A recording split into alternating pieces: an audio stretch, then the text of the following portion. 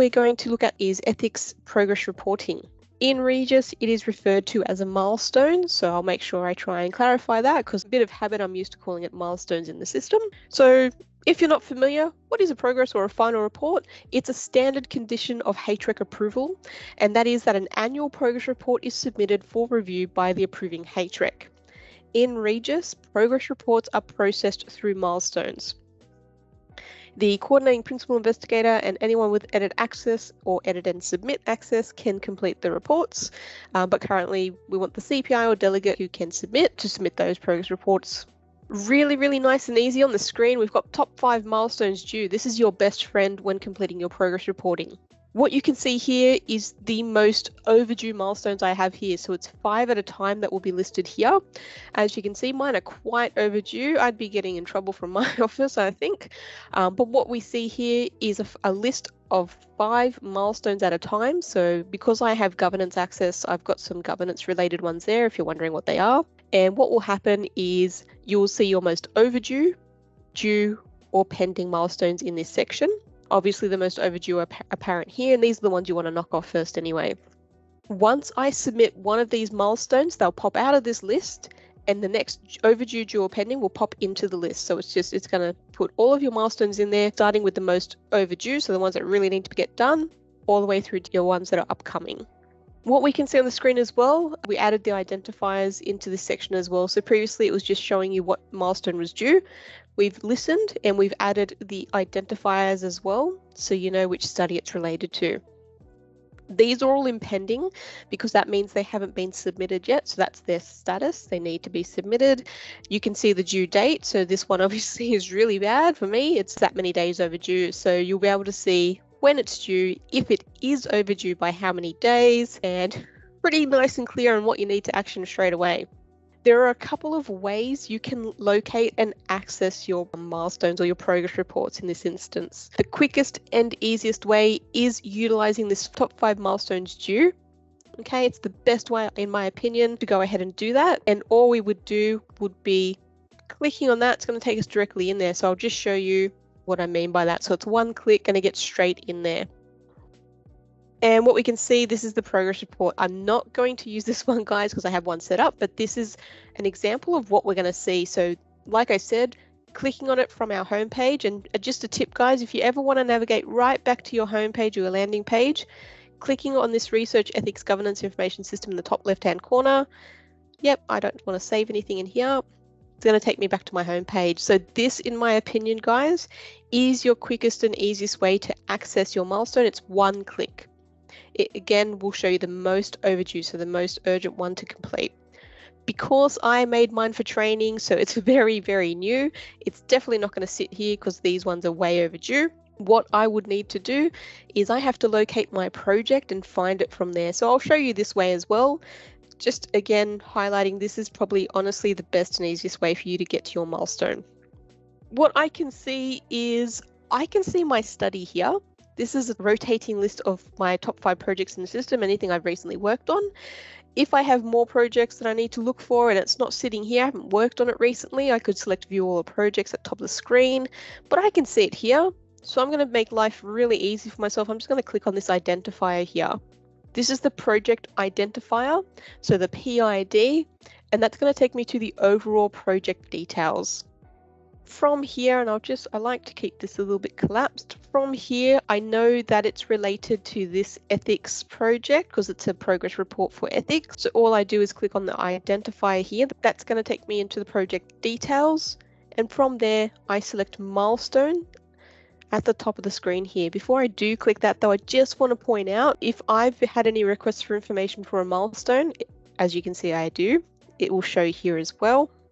And you can see here I've got no overdue milestones. So this is again just a little kind of FYI for you just on the screen here, just a quick overview. If there are any milestones associated with this study, I can quickly see here if I've got anything overdue as well. So I'm just going to click that milestone header. What we can see here is I've got a couple of milestones listed here. So I'll kind of give you an understanding of what to expect when you create your study from scratch. in the system. What I mean by that is back when New South Wales first came into REGIS, studies were migrated. There were a lot of studies migrated, and those studies had one milestone automatically created against them. If your study is created in REGIS, so from project registration from scratch, you will have automatically 5 milestones created for your study, and again they'll be due on the anniversary of the approval for the next 5 years. So what we can see here is I've got a few milestones to get sorted. What I would be doing, guys, I'd be going to the one that I can see is the most due. So it's really nice and easy. We can click either progress report here or progress report here, title or detail. It takes me to exactly the same place. We'll click into it. And now we'll go through the progress reporting form here as well. A couple of things to understand what we're looking at on the screen here. We've got our basic project details. These are pulling from the ethics project. Identifier, approval date, study title, when the expiry is, who the reviewing HREC is, CPI, and the study type. Just scrolling down. Really important is the study type question here, especially with progress reporting. If it is a clinical trial, there will definitely be more questions you will be asked. So that's why we have a warning message here. It will not stop the submission of your milestone or your progress report. It is just an FYI. If it's correct, fantastic, continue on. If not, just contact the reviewing research office and they will be able to update that for you. Again, really important aspect in the system. It drives a lot of what you will see or what will be hidden in regards to questions or fields because of the smart form technology that REGIS forms use. Below that, we've got HREC approved sites. So we're going to see some information down here, and you can see I don't have 3 tables, and that's okay. I'll explain why. Table 1 is this REGIS authorized site. So this is all the sites that I have authorized within REGIS. So I've got a Hobart Hospital site, and I've got a Bowral Hospital site here. So a New South Wales and a Tas site that have been authorized in REGIS. Table 2 would show me any other REGIS sites that are currently under review. That would just be sitting just underneath, just letting me know it's not authorized, it's currently with the research office. So it's sites that are in REGIS, not yet authorized. So that would be pulling here. Below that, I can add any external sites to REGIS here as well, because remember the progress reporting, I want to report on all the sites that are linked with my progress report here. And how I can do that is add another.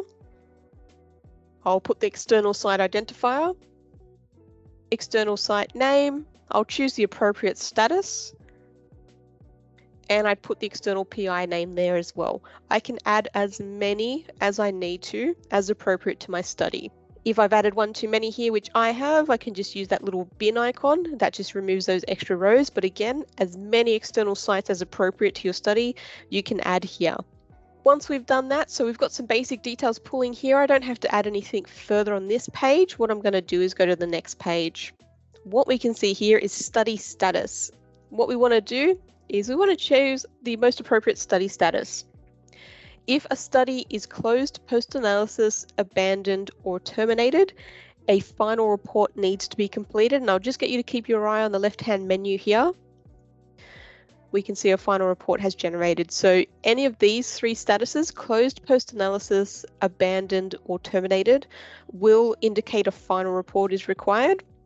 If I do not yet commenced, in progress, or completed, the study is still ongoing, so a final report isn't needed at this point. I'll say mine's in progress. For more information regarding the statuses, you can see them here. We have 6 statuses. Choose whatever is closest to your understanding via the definition. Click on the bubble again, just hides that information there.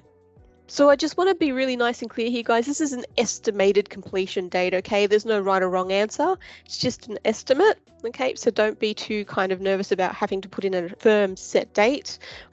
So I'm just going to put mine a few years in the future here. Let's go 8th of March. That sounds good. Once I've done that, I can just move to the next page here as well. Here we've got our recruitment, data and sample section. So if your study involves recruitment of participants, we hit yes. Okay, we've got to provide some data here. Okay, so what we're going to do, I do want to fill this out for you just to show you. So this includes not only study-wide, but also in this instance, currently the wording is New South Wales site-specific recruitment. So what you can do here, and I'll just quickly pop some data in.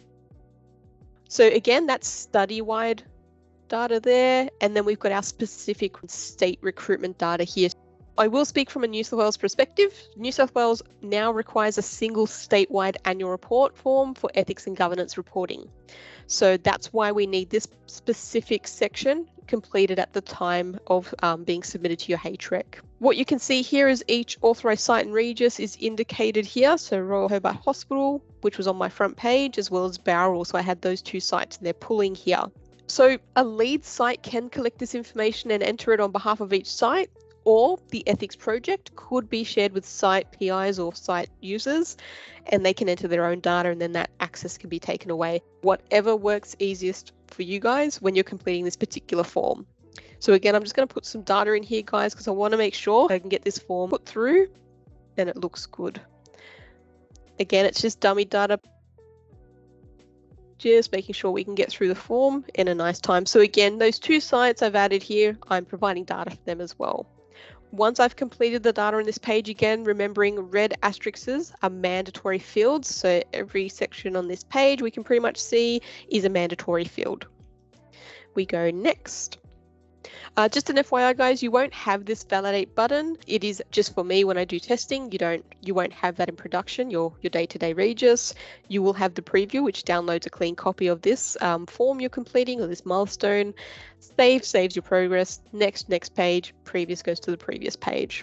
Okay, so again, we've got mandatory fields that need to be completed on this page. We can see our little red asterisks here. So I'm going to put some terrible data in that my research office would hate. So again, guys, just put data that makes sense. I've got a protocol that is not recognized by the system, so I'm going to go ahead and list the correct protocol. So I can see it's not pulling there as I want. So I'm going to go and I'm going to add the protocol. So I'm just saying version 1 dated 1st January. If I indicate the project has been audited, I need to upload a audit report in the document upload section. Okay, if it hasn't been audited, I don't have to upload a mandatory document. So this is a mandatory document. The system's recognizing an audit report is due for review, and it will make you upload that in that section there. But I'm going to say no, and I'm going to go next. So safety reporting. If the study is a clinical trial, you'll be asked all these questions to describe and list safety issues from the last 12 months. If your study is not a clinical trial, there's only a single safety question. So this is why it's really important, guys. If your study type wasn't correct to begin with, if you have a clinical trial and for some reason it's not showing as clinical trial, maybe it's showing as clinical research, you're not going to have the appropriate questions asked to report correctly to your HREC. So again, really important. But I don't see that being a massive issue for people that have been in the system for years now. That was something we saw very, very early on, just with migrated data. What we can see in the yellow section here, I'll just kind of explain what this is. So this is just a warning message. It advises that New South Wales and ACT research officers have adopted the NHMRC guidance safety monitoring and reporting in clinical trials involving therapeutic goods, and in accordance with this document, the following reports no longer need to be sent to the HRECs. So that's single case AEs, SAEs, SARs, and device/non-therapeutic good trial equivalents, or 6 monthly line listing. You do not have to remember all that. It will be on the page if your study is a clinical trial. That's just letting you know what you don't need to submit anymore. Just going to complete some of this data. Just something to note, guys, I do get this email a few times coming through our REGIS inbox about annual safety reporting. How do you report it? You can pop it in through here when you're submitting your progress report. You have the option to submit your annual safety report with this progress report. So you can say yes, okay, pop a little bit of information in here and you can upload it there as well. So you can see based on your responses as well, questions or fields may generate or may not. So just something to kind of keep in mind. You might have more questions asked of you depending on your responses. You can indicate if there's been any events in the last 12 months. I'm going to say nope. And if there's anything else I wanted to report, I could put it in here as well. What we've got here is compliance, confidentiality, and storage. This is really nice and easy. Study has not been conducted in accordance with 1, 2, 3. We have a please explain. just showing you that all saying you have to provide a bit of information. If everything is fine, we just go yes. Okay, and we just need to provide again a bit more data here because it's a mandatory field with that red asterisk. Any measures taken to ensure security of data samples collected. So we go next. Okay, I don't have any mandatory documents to upload at this point based on my responses. If I did, I'd upload them here. If I want to add any further documents, say an annual safety report, I hit this add document button. And I can just select the type of document it is. It could be other. If you have an audit document, it will be audit, okay? And you drop the document there, and that's submitted to your research office. If I don't need to add anything though, just remove that. Do not submit any documents that need to be amended here, guys. That's what we have amendments for. If you submit that, you're going to get it sent back to you from your research office, just an FYI. Lastly, we have our declaration. So again, coordinating principal investigator or someone with submit delegate access will be able to submit this report. So if you don't have that, we just hit save at the top of the screen here. Okay, and we let them know.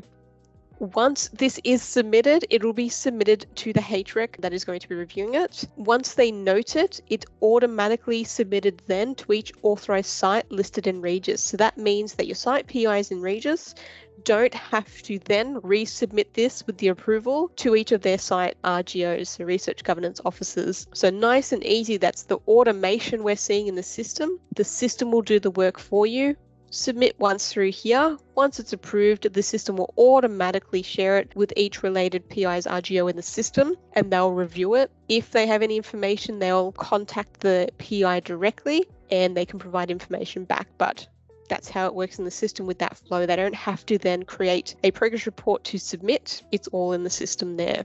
What I want to kind of go through now is what happens if you do get requested to provide more information. So your milestone has gone to your research office. I say milestone, your progress report has gone to your research office. They've deemed that a bit more information is required in the progress report. Maybe they need a little bit more information in section A, B, or C. What happens is the coordinating principal investigator and admin contact will receive an email notification from the system. Looks like this, really nice, straightforward. Ethics identifier there. What's it for? It's for the progress report. More information is required. We can see the CPI's name is listed above. Thank you for submitting the progress report for this study here. It's been reviewed and more info is required. Your comments from your research office should absolutely be more detailed than what I'm showing. I make my life easy when I do training. I just keep it really simple. You should be getting a nice detailed response from your research office so you can go in and complete or amend exactly what is needed for your progress report to be approved.